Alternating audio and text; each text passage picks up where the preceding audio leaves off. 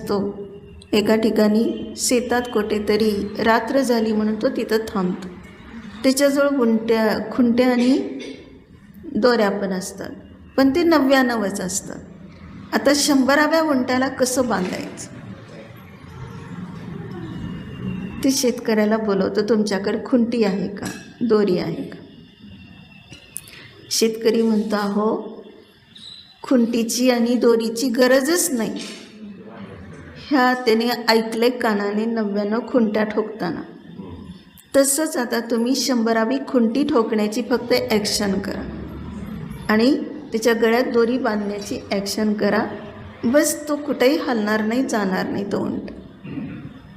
कारण तो समजेल की मला बांधलं आहे.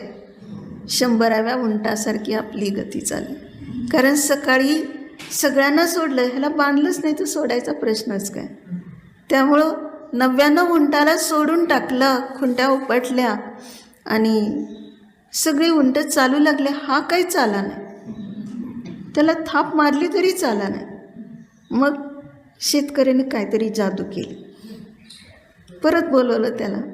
अरे मी जादू वगैरे काय केली नाही, परत तू ॲक्शन कर. खुंटी उपटल्याची आणि दोरी सोडल्याची, ते हलू लागेल.